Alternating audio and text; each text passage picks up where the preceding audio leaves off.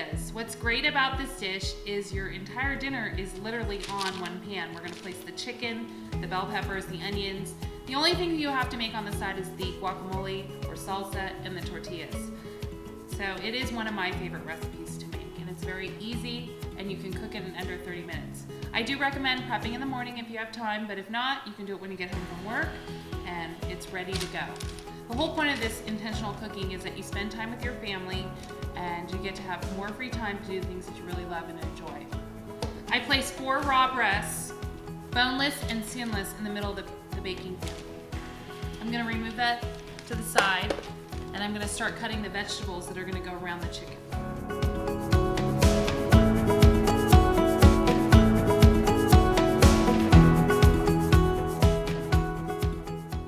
So I am a stickler for keeping your kitchen super clean when you're cooking. I don't want people to get sick or have bacteria. I wash my vegetables. I actually use, I prefer veggie wash. My grandmother in the old days used to use vinegar or salt just to clean off any excess dirt, bacteria. You don't know who's touching your veggies, especially if it's open in the market. We want to wash thoroughly before we eat them. And with the onion, obviously you don't have to do that. You're just gonna cut it up. There's a couple ways you can cut bell peppers, and I'm gonna show you 2 different ways. I used orange, red, and yellow bell pepper. You can use green if you prefer that. There's no real rules with what kind of bell pepper, it's just what you prefer. I like the trio. It gives it color and flavor and dimension. So I'm gonna cut the orange bell pepper. I'm gonna slice off the top, which is one way, and you can discard the seeds. If they're in there, you can wash them out. This is also the way people do stuffed bell peppers, but we're not doing that because we're looking to do fajitas. So we're gonna go ahead and cut it in half. And we're gonna cut it again so it's into fourths. And then we're gonna make them into fajita strips.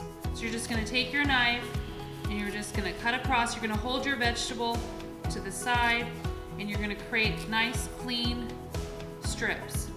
And then you're gonna set it to the side. Now sometimes you'll come across a piece that's white you don't want in there. So you can just take your knife, flip it over, and discard that piece, and again come in with your knife.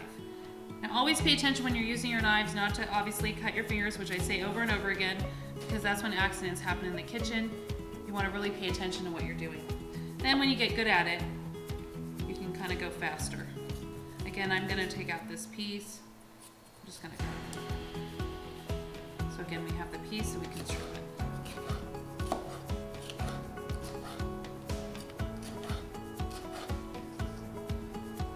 This is really where all the prep goes in with the chicken, is just basically the vegetables. I would say the total prep time is about 5 to 10 minutes. And the cook time is about 30 to 35. While I'm doing this, I have preset the oven to 350 degrees. I used to think that 350 for chicken breast would make it not cook well and thorough, but actually at a lower temperature, similar to baking, you will get a more moist chicken breast. This is the other way you can cut your bell pepper, is if you want to take the 4 sides here, here, here, and then here, and then you can take off the end. Sometimes I don't use these in strips. I will save these for omelets. They look like little pieces, but if you have 4 together, you chop them up, you can put them in eggs the next morning. I never waste vegetables. I always find creative ways to use them, and that's what I want to show you. So we'll set that to the side. And again, we're gonna go ahead with the pepper and make strips. So it's just how you prefer to cut up your vegetables. So I have a sweet white Texas onion. You can use yellow onions, white onions, whatever you prefer. I just love our local Texas onions, and whenever I can use local produce, I do, because I prefer it. And eating in season as well. Why not, you know? I'm just peeling off the outside of the skin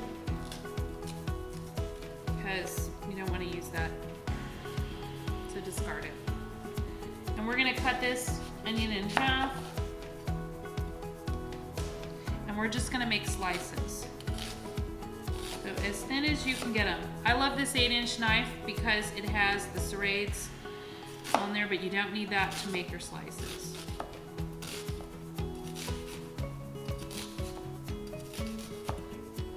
Now that I've chopped all the vegetables, I'm ready to assemble the one sheet pan.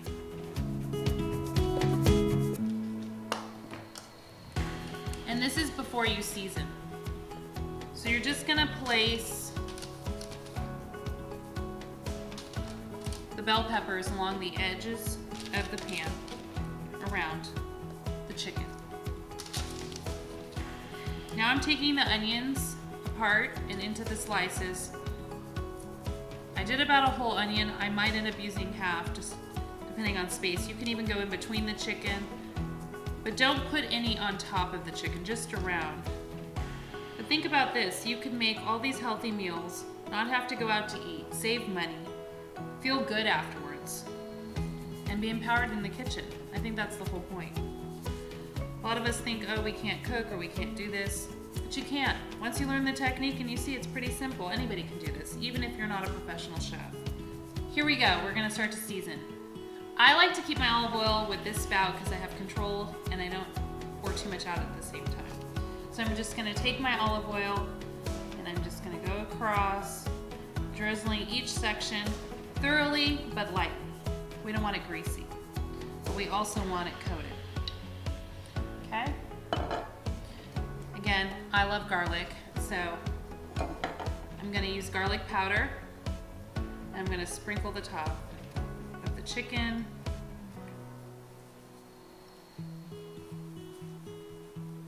I'm gonna go in with some smoked paprika.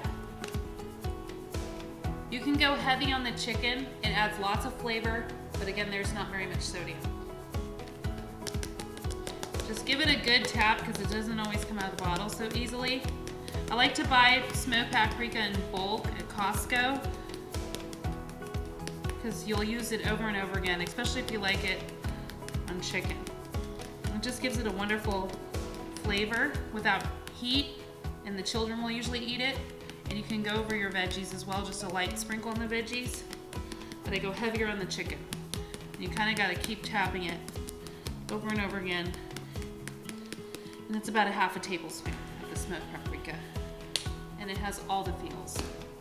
And then we're gonna go through with some cracked pepper. I prefer cracked pepper almost every time I cook, unless the recipe calls for ground, because it's a lot more fresh for salads, veggies. I'm just gonna go across the vegetables little by little. I'm gonna thoroughly coat the pepper. If your kids are sensitive to heat, use less. And we're just gonna take the cracked salt. We're literally just gonna go around. And then I have here garlic salt, not powder. And you can just do a quick sprinkle here on each chicken breast. Slowly, even throughout each piece. And again on the vegetables, glide them through. Now if you don't mind getting your hands a little dirty, you can kind of just mix the vegetables, slowly massage them, stay away from the chicken because it doesn't need to be touched. So we're gonna stick this in the oven for 33 minutes at 350 degrees.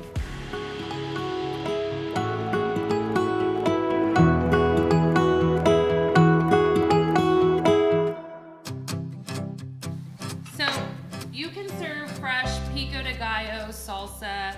I prefer guacamole, or like my daughter says, guacamole, but it's actually guacamole. I have 6 medium-sized avocados. And I try to go for ones that are tender but not mushy, like when they're super dark and they're falling apart. Yes, you can use them, but they have all the brown stains. So I think just a little bit soft and ready to go. Also, a ripening trick is you can place them in a brown bag for a couple days to make them ripen faster. Okay, so we're gonna take the avocados, we're gonna take our 8-inch knife, and we're just gonna cut them in half. Do not throw out the seeds. The seeds help the guacamole from turning colors, like brown, and you can actually save it for the next day. So I'm gonna cut them all in half, like so.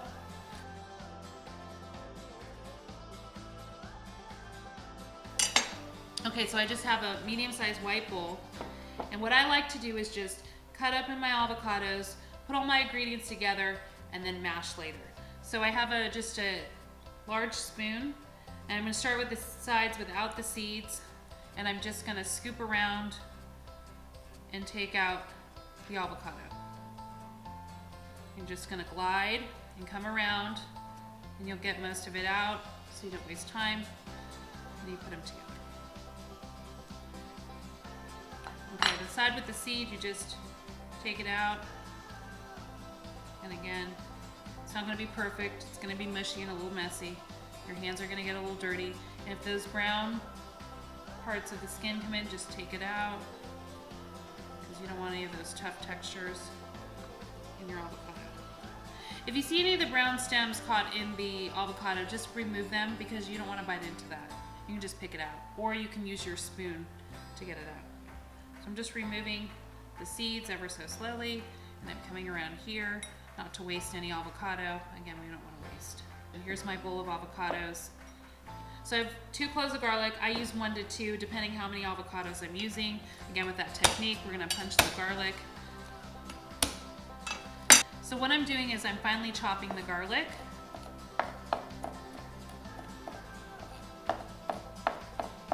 And what I'm doing with the knife is I'm rocking it back and forth, and you want to get it really fine so you don't have chunks of garlic in your guacamole. So if I just keep going through, it's almost a mince. If you didn't want to deal with fine chopping it, you could actually just press it into a garlic presser and do that instead. Whatever's easiest for you, but this is just what I do. So remember those bell peppers that I said not to throw out?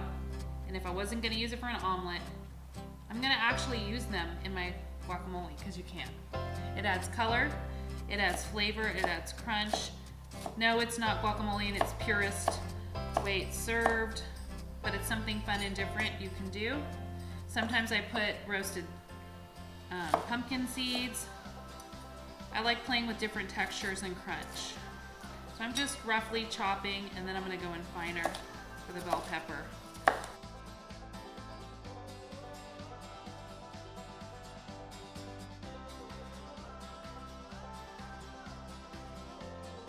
Okay, so I have a handful here of fresh, local Texan cilantro. If you grow it in your garden, then use that, or just buy it at the store. I find that cilantro, for me, has been a little bit hard to grow all year, so I tend to buy it. Some people have more success. Some people don't like cilantro. They say it tastes like soap. So if you don't like cilantro, don't put it in there. If you love it, add it. So what I'm doing here is I'm just chopping the cilantro back and forth, similar technique to the onions and the bell peppers. I have about a half a cup of cilantro here, and it smells really good. And we want to just keep going in because no one likes huge chunks of cilantro. Make sure to wash your cilantro because it often gets a lot of dirt, and you don't want to eat dirt, and remove them from the stems. The only time I use the stems is if I'm blending it in a sauce and I'm pureeing it, where then the stems can be dissolved. And I'm just going to scoop this in. Again, it's going to get a little messy on your board, that's okay. And that's done. I grew this serrano chili in my garden, but you can use a jalapeno, a pepper, and since they're in season right now, why not? I mean, look at this thing, it's beautiful. So, I still have some cilantro on my board, that's okay. We're going to cut off the ends. We're going to slice down the middle.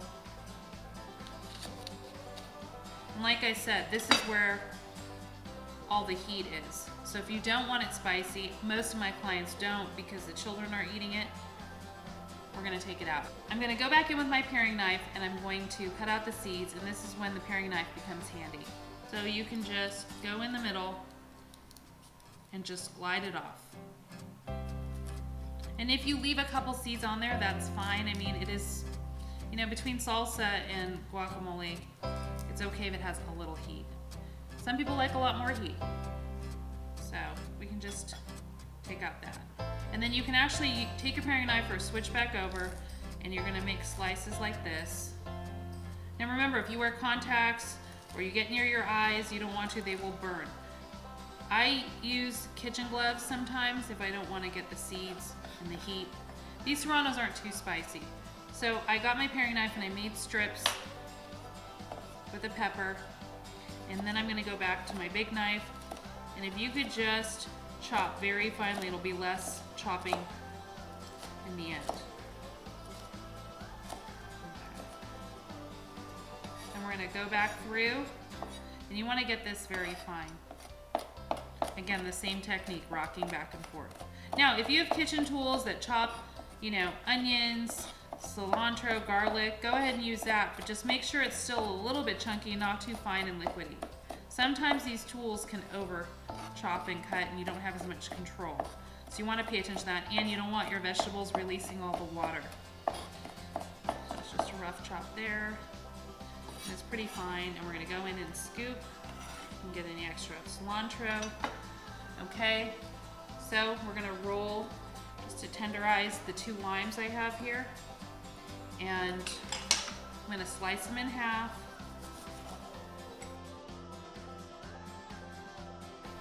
Take the half-cut lime, you'll close it like this, and then you're gonna squeeze, and it releases all the juice. Because if you ever notice when you take lime directly, and you just try to squeeze, it takes forever, and you can't really get much juice out. This is gonna maximize using the entire lime. Look at that. Isn't that beautiful? And the last part of this is adding my seasoning. I add cracked pepper. It's about half a teaspoon here. I'm gonna add some fine sea salt, and you need to go a little bit heavier on the salt here. Not a tablespoon worth, but at least a full teaspoon. And if you prefer kosher, that's fine. I like fine sea salt, it's just a preference. You can go back in also. I do to taste, and you can add more salt if it's not salty enough. But if your chips have salt, it's gonna be salty. You can do a splash of garlic salt, and a little bit of garlic powder. Now, nobody from Mexico does this, but Marissa Fisk does. I add a little olive oil. That's just my little secret. You don't have to. I like it. And our last step is going to be to mash avocado and mix. Because you can just go through, and look how fast that was, and like my arm's not tired. So then I go back with my spoon, and I'm just gonna thoroughly mix and see if I have any chunks left. And you can just kind of go around. And I had a few chunks in the bottom. From the back, and go back and forth, and you just want to see. Now, your chips will have salt on them. Most people like chips with salt, tortilla chips, or in this case, we're going to be wrapping them in tortillas. So I wouldn't over salt it. So you can go in and go for a taste, just to make sure it's right. So I had a couple chunks, I just go back and forth. They're ripe, so they should be easy, and thoroughly mix them around and around. So the trick then here is you just take a paper towel or a towel, you don't want to be wasteful, and come around the sides to clean up the edges and give it that photo perfect look. And just so it has a pretty presentation. And I'm gonna choose, you know, a seed to put in the middle. You can add a couple if you'd like. And you can take the limes at the end and just squeeze a little bit on top. Create a presentation, and sometimes I do just for fun, I do a little bit of pepper just to give it a little color, and I might go back with the salt and take a pinch of salt on top. And voila, it is ready to go. And you can put your spoon in. Look at that. And it's our 1-sheet chicken fajitas. Isn't that awesome? So now that the chicken has cooled slightly, we're ready to cut it up without burning our fingers. So I like these tools for the kitchen when you're carving meat so you don't burn your hand. So I'm gonna come through and pick up the chicken. And I have this wonderful other 8-inch knife, and it's very sharp. And we're just gonna thinly slice on an angle. And you can see it's just juicy and perfect, but you'd never guess with chicken cooking at 350. We're gonna go through here, keeping the breast intact, and we'll layer another piece. I plated all the chicken here, and now I'm gonna go through and I'm going to add the bell pepper and onion. And you're gonna come around the sides, so this way everybody can build their own fajita. And they're caramelized, they're tender, but they're not soggy.